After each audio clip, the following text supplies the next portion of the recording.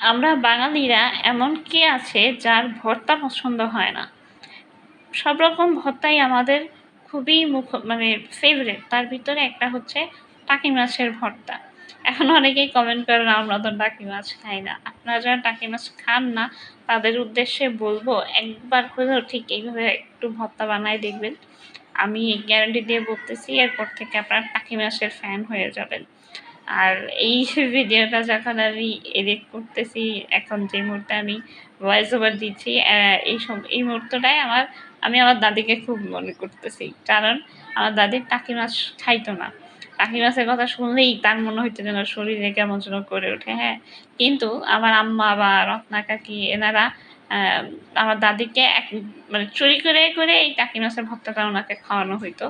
উনি বুঝতেও পারতো না যে এটা টাকি মাছ। আর ওনাকে বলতাম না যখন খাইতো বা খাওয়ার পর জিজ্ঞেস করতাম, "দাদি ভর্তাটা কেরম হইছে?" তো উনি খুব প্রশংসা হ্যাঁ, হ্যাঁ অনেক মজা হইছে।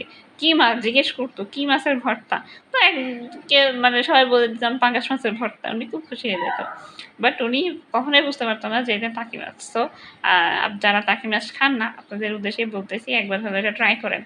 তো ১ম এ আপনার প্রসেসটা তো অবশ্যই দেখে নিয়েছেন। হলুদের গুঁড়া, লবণ, শুকনো মরিচের গুঁড়া দিয়ে মাছটাকে সুন্দর করে একটু ভেজে নিবেন।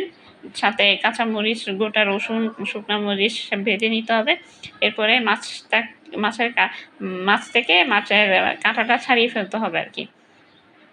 ছাড়িয়ে ফেলা হয়ে গেলে এর ভিতরে রসুন, কাঁচামরিচ, শুকনো মরিচ সহ এটাকে বেটে নিবেন। বেটে নিয়ে আপনারা চাইলে ঠিক এই মুহূর্তে এসে এখানে শুধু সরিষার তেলটা দিয়ে হাতে মেখেই আপনারা এটা খাইতে পারবেন।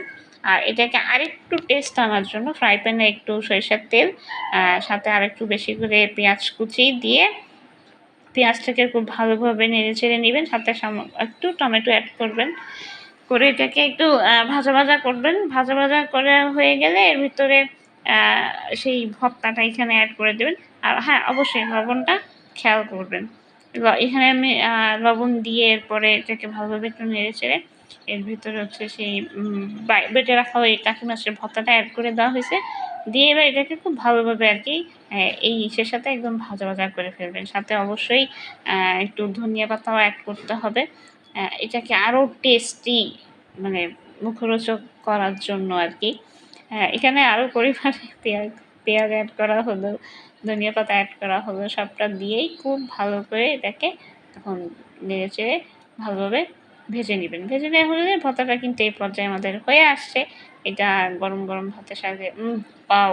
অনেক মানে কি বলবো আমার এখনই মুখে পানি এসে যাচ্ছে এটা বলতে গিয়ে। এটা খুবই মজার মানে খুবই ভালো লাগে। আমরা যারা ভর্তা প্রেমী আমরা জানি অ্যাম এই টাকি মাছের ভর্তাটা কতটা টেস্টি হয়।